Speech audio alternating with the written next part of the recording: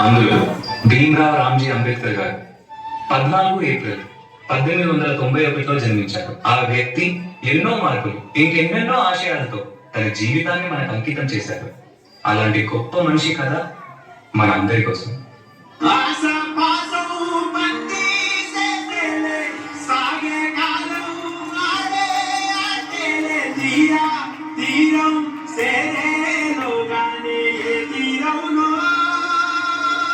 నమస్కారం మాస్టారు.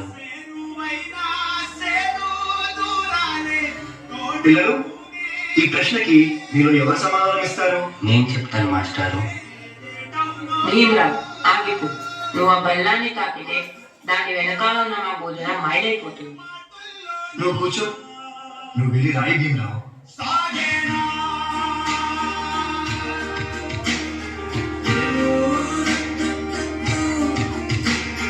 జీవితంలో నువ్వు చాలా గొప్పవాడు అవుతావు భీమ్రావు.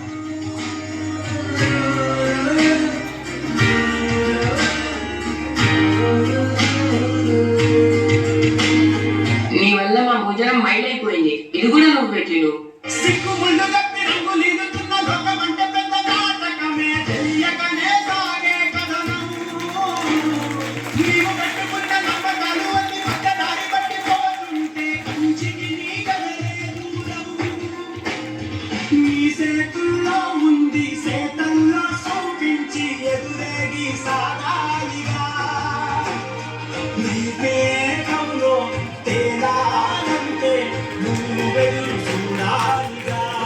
చాలా దాహంగా ఉంది.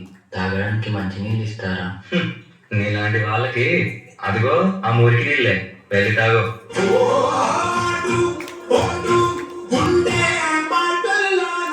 మనుషులు మనుషుల్లా చూడండి, పశువుల్లా కాదు.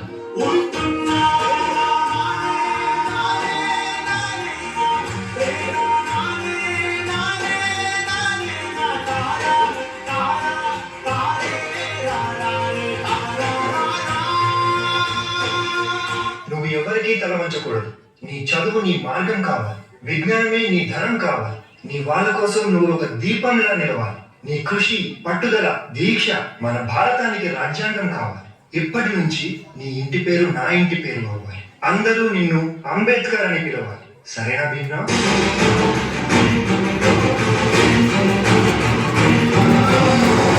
ఎంతమంది తనని తక్కువగా చూసినా చదివే లోకంగా మార్చుకొని మెట్రిక్ సాధించాడు.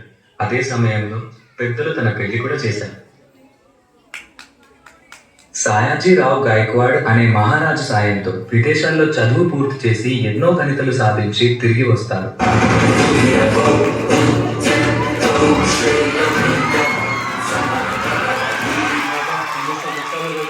ప్రజలు మారలేదు, మా బ్రతుకులు మారలేదు. ఎలాగైనా మా తలరాతను మార్చే దేవుడివి నువ్వే కావాలి బాబా.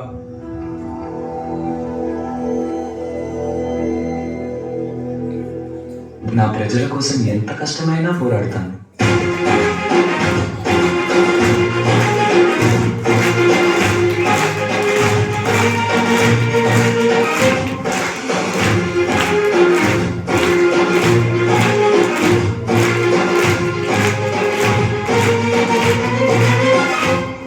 భారత రాజ్యాంగం యొక్క మూసాయుధ కమిటీ అధ్యక్షుడిగా మిమ్మల్ని ఎన్నుకోవడం మాకు చాలా సంతోషంగా ఉంది.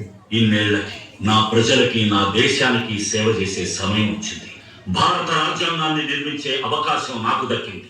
దీనికోసం నా ప్రాణాలు అర్పించడానికైనా సిద్ధంగా ఉన్నాను.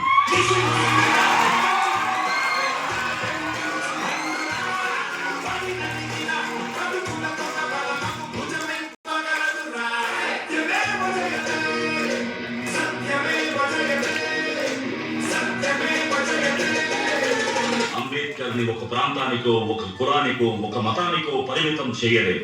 ఎందుకంటే ప్రతి భారతీయుడి గుండెపై చెరగని ముద్ర వేసిన మహనీయుడు ఆయన. అందరి కలలు కన్నది ఆయన కలం. బడుగుల కోసం ధ్వనించింది ఆయన గళం. భారతదేశంలో రాజ్యాంగం ఉన్నంత వరకు ఆయన మన మధ్య బతికే ఉంటాడు.